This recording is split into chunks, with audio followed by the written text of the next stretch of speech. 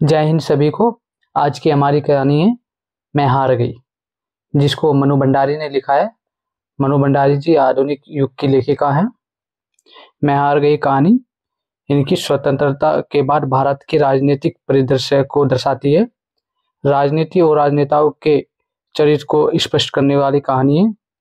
इसमें राजनीति की दलदल, राजनेताओं के दोगले चरित्र को बड़ी अच्छी तरह से दर्शाया गया है। वे परिस्थितियां आज भी वैसी की वैसी हैं जो आज से 60-70 साल पहले थी। मनु भंडारी की यह कहानी भारतीय राजनीति के वातावरण और मूल्यबोध से संबंधित कथानक के आधार पर रची गई कहानी है। कथानक की सभी शास्त्रीय विशेषताएं इस कहानी में मौजूद है। अपने द्वारा निर्मित पात्रों को बार बार चेतावनी देने पर भी जब वह असफल हो जाती है तो कहानी का अंत एक साथ कई प्रश्नों को उठाता है। तो अब इस कहानी का वाचन करते हैं।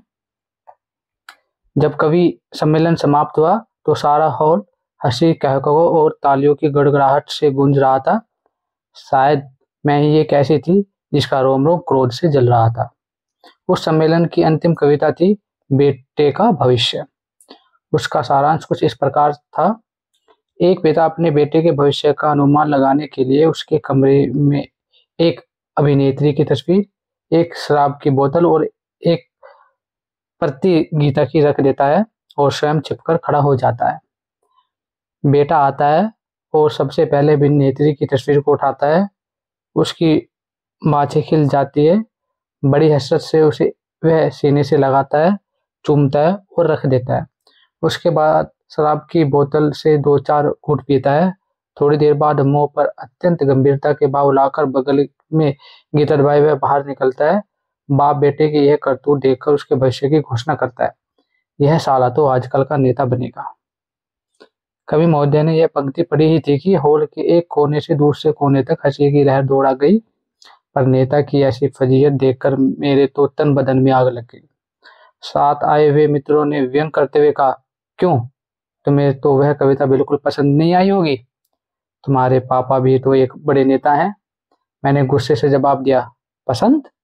मैंने आज तक इससे भद्दी और भौंडी कविता नहीं सुनी। अपने मित्र की व्यंग की तिक्तता को मैं खूब अच्छी तरह से पहचानती थी। उनका क्रोध बहुत कुछ चिलम न मिलने वालों के आक्रोश के समान ही था। उनके पिता चुनाव में मेरे पिताजी के प्रतिद्वंदी के रूप में खड़े हुए थे और हार गए थे। उस तमाचे को वह अभी तक नहीं भूले थे। आज यह कविता सुनकर उन्हें दिल की जलन निकालने का अवसर मिला। उन्हें लग रहा था मानो उनके पिता का हारना भी आज सार्थक हो गया, पर मेरे मन में उस समय कुछ और चक्कर चल रहा था। मैं जली भुनी जो गाड़ी में बैठी तो सच मानिए सारे रास्ते यही सोचती रही कि किस प्रकार इन कवि महाशय को करारा जवाब दिया जाए। मेरे पिताजी के राज्य में ही नेता की ऐसी छिला दे दर भी कोई चुपचाप सह लेने की बात थी भला। चाहती तो यह थी कि कविता में ही उसको जवाब दूं, पर इस ओर कभी कदम नहीं उठाया था। सो निश्चय किया कि कविता नहीं तो कहानी ही सही। अपने कहानी में मैंने एक ऐसे स्वर्ण युग गुण संपन्न नेता का निर्माण करने की योजना बनाई जिससे पढ़कर कवि महाशय को अपनी हार माननी ही पड़े। भरी सभा में वह जो नहला मार गए थे उस पर मैं दहला नहीं, सीधे इक्का ही फटकारना चाहती थी जिससे बाजी हर हालत में मेरी ही रहे। यही सब सोचते सोचते मैं कमरे में घुसी तो दीवार पर लगी बड़े बड़े नेताओं की तस्वीर पर नजर गई। सबके प्रभावी चेहरे मुझे प्रोत्साहन देने लगे। सब नेताओं के व्यक्तिगत गुण को एक साथ ही मैं अपने नेता में डाल देना चाहती थी जिससे वह किसी भी गुण में कम न रह पाए। पूरे सप्ताह तक मैं बड़े बड़े नेताओं की जीवनियां पढ़ती रही और अपने नेता का ढांचा बनाती रही। सुना था और पढ़कर भी महसूस किया कि जैसे कमल कीचड़ में उत्पन्न होता है वैसे ही महान आत्माएं गरीबों के घर में उत्पन्न होती है। सोच विचार कर एक शुभ मुहूर्त देखकर मैंने सब गुणों से लैस करके अपने नेता का जन्म गांव के एक गरीब किसान की झोपड़ी में करा दिया। मन की आशा और उमंग जैसे बढ़ती है वैसे ही मेरा नेता भी बढ़ने लगा। थोड़ा बड़ा हुआ तो गांव के स्कूल में ही उसकी शिक्षा प्रारंभ हुई। यद्यपि मैं इस प्रबंध से विशेष संतुष्ट नहीं थी, पर स्वयं ही मैंने परिस्थिति बना डाली थी कि इससे सिवाय कोई चारा न था। धीरे धीरे उसने मिडिल पास किया। यहाँ तक आते आते उसने संसार के सभी महान व्यक्तियों की जीवनी और क्रांतियों के इतिहास पर डाले। देखिए, आप बीच में ही ये मत पूछ बैठिएगा कि 8वीं का बच्चा इस सब को कैसे समझ सकता है। यह तो एकदम स्वाभाविक बात है। इस समय मैं आपके किसी भी प्रश्न का जवाब देने की मनोस्थिति में नहीं हूँ। आप यह न भूले कि यह बालक एक महान भावी नेता है। हाँ, तो यह सब पढ़कर उसके सीने में बड़े बड़े अरमान मचलने लगे, बड़े बड़े सपने साकार होने लगे, बड़ी बड़ी उमंगें करवटें लेने लगी। वह जहाँ कहीं भी अत्याचार देखता, मुठ्ठियां बेच बेच कर संकल्प करता, उसको दूर करने की बड़ी बड़ी योजनाएं बनाता, और मुझे उसकी योजना में, उसके संकल्पों में अपनी सफलता हंसती खेलती नजर आती। एक बार जान का खतरा मोल लेकर मैंने जमींदार के कारिंदों से भी उसकी मुठभेड़ करा दी, और उसकी उसकी विजय पर उससे अधिक हर्ष मुझे हुआ। तभी अचानक एक घटना घट गई। उसके पिता की अचानक मृत्यु हो गई। दवा इलाज के लिए घर में पैसा नहीं था, तो उसके पिता ने तड़प तड़प कर जान दे दी, और वह बेचारा कुछ भी न कर सका। पिता की इस बेबसी की मृत्यु का भारी सदमा उसको लगा। उसकी बूढ़ी माँ ने रोते रोते प्राण तो नहीं, पर आंखों की रोशनी गंवा दी। घर में उसकी एक विधवा बुआ और एक छोटी क्षयग्रस्त बहन और थी। सबके भरण पोषण का भार उस पर आ पड़ा। आय का कोई साधन नहीं था। थोड़ी बहुत जमीन जो थी, उसे जमींदार ने लगान बकाया निकाल कर हत्या लिया। उसके पिता की विनम्रता का लिहाज करके अभी तक वह चुप बैठा था। अब क्यों मानता? उसके क्रांतिकारी बेटे से वह परिचित था, सो अवसर मिलते ही बदला ले लिया। अब मेरे भावी नेता के सामने भारी समस्या थी। वह सलाह लेने मेरे पास आया। मैंने कहा, अब समय आ गया है, तुम घर बार और रोटी की चिंता छोड़कर देश सेवा के कार्य में लग जाओ। तुम्हें देश का नवनिर्माण करना है। शोषितों की आवाज को बुलंद करके देश में वर्गहीन समाज की स्थापना कर दी है। तुम सब कुछ बड़ी सफलतापूर्वक कर सकोगे, क्योंकि मैंने तुम्हें सब आवश्यक गुण भर दिए हैं। उसने बहुत ही बुझते हुए स्वर में कहा, यह तो सब ठीक है, पर मेरी अंधी माँ और बीमार बहन का क्या होगा? मुझे देश प्यारा है, पर ये लोग भी कम प्यारे नहीं। मैं झल्ला उठी। तुम नेता होने जा रहे हो या कोई मजाक का है? जानते नहीं, नेता लोग कभी अपने परिवार के बारे में नहीं सोचते, वे देश के संपूर्ण राष्ट्र के बारे में सोचते हैं। तुम्हें मेरे आदेश का अनुसार चलना ही होगा। जानते हो, मैं तुम्हारी सृष्टा हूँ, तुम्हारी विधाता। उसने सब कुछ अनसुना करके कहा, यह सब तो ठीक है, पर मैं अपनी अंधी बूढ़ी माँ की दर्द भरी आहों की अपेक्षा किसी भी मूल्य पर नहीं कर सकता। तुम मुझे कहीं नौकरी क्यों नहीं दिला देती? गुजारने का साधन हो जाने से भी बाकी सारा समय शहर देश सेवा में लगा दूंगा। तुम्हारे सपने सच्चे कर दूंगा, पर पहले मेरे पेट का कुछ प्रबंध कर दो। मैंने सोचा, क्यों न अपने पिताजी के विभाग में इसे कहीं कोई नौकरी दिलवा दो, पर पिताजी की उदार नीति के कारण कोई जगह खाली भी तो रहने पाए। देखा तो सब जगह भरी हुई थी। कहीं मेरे चचेरे भाई विराजमान थे, तो कहीं फुफेरे। मतलब यह है कि मैं उसके लिए कोई प्रबंध न कर सकी। उसका मुंह तो चीर दिया, पर उसे भरने का प्रबंध न कर सकी। हार कर उसने मजदूरी करना शुरू कर दिया। जमींदार की नई हवेली बनी रही थी, वह उसी में ईंटें ढोने का काम करने लगा। जैसे जैसे वह सिर पर ईंटें उठाता, उसके अरमान नीचे और धसकते जाते। मैंने लाख बार उसे यह काम न करने के लिए कहा, पर वह अपनी माँ बहन की आड़ लेकर मुझे निरुत्तर कर देता। मुझे उस पर कम क्रोध नहीं था, फिर भी मुझे भरोसा था, क्योंकि बड़ी बड़ी प्रतिभा और गुणों को मैंने उसको घुट्टी में पिला दिया था। हर परिस्थिति में वे अपना रंग दिखाएंगे, यह सोचकर ही मैंने उसे उसके भाग्य पर छोड़ दिया। वो तटस्थ दर्शक की भांति उसकी प्रत्येक गतिविधि का निरीक्षण करने लगी। उसकी बीमार बहन की हालत बेहद खराब हो गई। वह उसे बहुत प्यार करता था। उसने एक दिन काम से छुट्टी ली और शहर गया, उसके इलाज के प्रबंध की तलाश में। घूम फिर कर एक बात उसकी समझ में आई कि काफी रुपया हो तो उसकी बहन बच सकती है। रास्ते भर उसकी रुग्ण बहन की करुण चित्कार उसके हृदय को भेदती रही। बार बार जैसे उसकी बहन चिल्ला चिल्ला कर कह रही थी, भैया मुझे बचा लो, कहीं से भी रुपये का प्रबंध करके मुझे बचा लो भैया, मैं मरना नहीं चाहती। और उसके सामने उसके बाप की मृत्यु का दृश्य घूम गया। गुस्से से उसकी नसें तन गई। वह गांव आया और वहां के जितने भी संपन्न लोग थे, सबसे कर्ज मांगा, मिन्नतें की। हाथ जोड़ने पर निराशा के अतिरिक्त उसे कुछ नहीं मिला। इसका नाकामयाबी पर उसका विद्रोह मन जैसे भड़क उठा। वह दिन भर बिना बताए जाने क्या क्या संकल्प करता रहा और आधी रात के करीब दिल में निहायत ही नापाक इरादा लेकर उठा। मैं कांप गई। वह चोरी करने जा रहा था। मेरे बनाए नेता का ऐसा पतन। वह चोरी करे? छी, छी। और इसके पहले कि चोरी जैसा जघन्य कार्य करके वह अपनी नैतिकता का हनन करता, मैंने उसका ही खात्मा कर दिया। अपनी लिखी हुई कहानी को के पन्नों के टुकड़े टुकड़े कर दिए। उसकी तबाही के साथ एक महान नेता के निर्माण करने का मेरा हौसला भी मुझे तबाह होता नजर आया। लेकिन इतनी आसानी से मैं हिम्मत हारने वाली नहीं थी।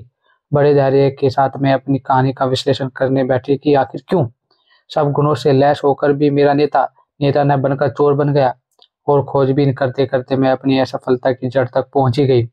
गरीबी गरीबी के कारण ही उसके सारे गुण दुर्गुण बन गए और मेरी मनोकामना अधूरी ही रह गई। जब सही कारण सूझ गया तो उसका निराकरण क्या कठिन था। एक बार फिर मैंने कलम पकड़ी और नेता बदलने हुए रूप और बदली हुई परिस्थितियों में फिर एक बार इस संसार में आ गया। इस बार उसने शहर के करोड़पति सेठ के यहाँ जन्म लिया, जहाँ न उसके सामने पेट भरने का सवाल था, न बीमार बहन के इलाज की समस्या। असीम लाड़ प्यार और धन वैभव के बीच वह पलने लगा। बढ़िया से बढ़िया स्कूल में उसे शिक्षा दी गई। उसकी अलौकिक प्रतिभा देखकर सब चकित रह गए। वह अत्याचार होते देखकर तिलमिला जाता, जोशीले भाषण देता, गाँव में जाकर वह बच्चों को पढ़ाता।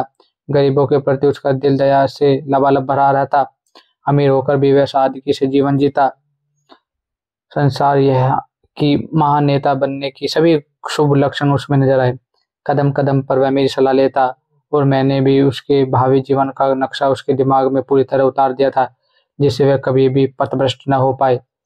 मैट्रिक पास करके वह कॉलेज गया, जिस कॉलेज में एक समय में केवल राजाओं के पुत्र ही पढ़ा करते थे। और आज भी जहाँ इस रईसी का वातावरण था, उसी कॉलेज में उसके पिता ने उसे भर्ती कराया। लेकिन मेरी सारी सावधानी के बावजूद उन रईसजादों की सोहबत अपना रंग दिखाए बिना न रही। वह अब जरा आराम तलब हो गया। मेरे सलाह मशवरे की अब उसे उतनी चिंता न रही। घंटों अब वह काफी हाउस में रहने लगा और एक दिन तो मैंने उसे हाउजी खेलते देखा। मेरा दिल धड़क धक से कर गया। जुआ, हाय राम, यह क्या हो गया? मैं संभल कर कुर्सी पर बैठ गई और कलम को कसकर पकड़ लिया। कलम को जोर से पकड़कर ही मुझे लगा मानो मैंने उसकी नकेल को कसकर पकड़ लिया हो, पर उसके तो जैसे अब पर निकल आए थे। जुआई उसके नैतिक पतन की अंतिम सीमा न रही। कुछ दिनों बाद ही मैंने उसे शराब पीते हुए देखा। मेरा क्रोध सीमा से बाहर जा रहा चुका था। मैंने उसे अपने पास बुलाया। अपने क्रोध पर जैसे तैसे काबू रखते हुए मैंने उससे पूछा, जानते हो मैंने तुम्हें किस लिए बनाया है? वह भी मानो मेरा सामना करने के लिए पूरी तरह तैयार होकर आया था।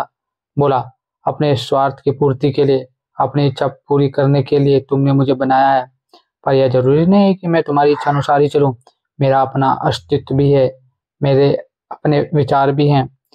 मैं चिल्ला उठी, जानते हो तुम किससे बात कर रहे हो? मैं तुम्हारी सृष्टा हूँ, तुम्हारी निर्माता। मेरी इच्छा से बाहर तुम्हारा कोई स्वतंत्र अस्तित्व नहीं। वह हंस पड़ा, अरे तुमने तो मुझे अपनी कलम से पैदा किया है। मेरे इन दोस्तों को देखो, इनकी अम्माओं ने तो इन्हें अपने जिस्म से पैदा किया है, फिर भी वे इनके निजी जीवन में इतना हस्तक्षेप नहीं करती जितना तुम करती हो। तुमने तो मेरी नाक में दम कर रखा है। ऐसा करो, वैसा मत करो, मानो मैं आदमी नहीं, काठ का उल्लू हूँ। सो बाबा, ऐसी नेतागिरी मुझसे निभाए न निभेगी। यह उम्र, दुनिया की रंगीनी और घर की अमीरी बिना लुफ्त उठाए यूं ही जवानी क्यों बर्बाद की जाए? यह सब करके क्या नेता नहीं बना जा सकता? और मैं कुछ कहूँ उसके पहले ही वह सीटी बजाता हुआ चला गया। कल्पना तो कीजिए उस जलजलाहट की जो मुझे सहनी पड़ी।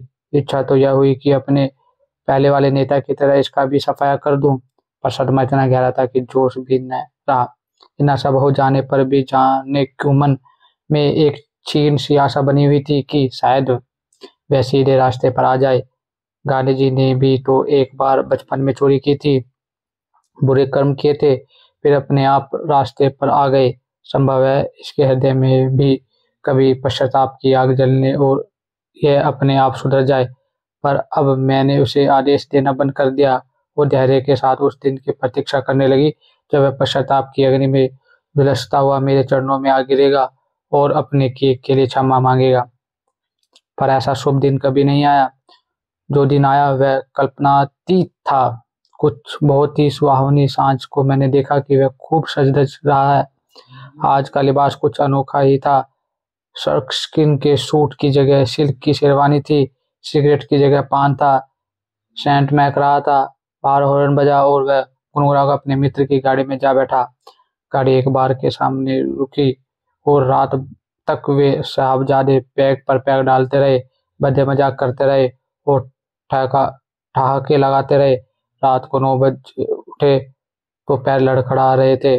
जैसे तैसे गाड़ी में बैठे और ड्राइवर से जिस गंदी जगह चलने को कहा उसका नाम लिखते भी मुझे लज्जा लगती है। अपने को बहुत रोकना चाहती थी, फिर भी वह घोर पाप मैं सहन न कर सकी और तय कर लिया कि आज जैसे भी होगा मैं फैसला कर ही डालूंगी। मैं गुस्से से कांपती उसके पास पहुंची। इस समय उससे बात करने में भी मुझे घृणा हो रही थी। क्रोध से मेरा रोम रोम जल रहा था। फिर भी अपने को काबू में रखकर और स्वर को भर कोमल बनाकर मैंने उससे कहा, एक बार अंतिम चेतावनी देने के ख्याल से ही मैं इस समय तुम्हारे पास आई हूँ। तुम्हारा यह सर्वनाश देखकर जानते हो मुझे कितना दुख होता है। अब भी समय है, संभल जाओ। सुबह का भोला यदि शाम को घर आ जाए तो भोला नहीं कहलाता। पर इस समय वह शायद मुझसे बात करने की मनस्थिति में नहीं था।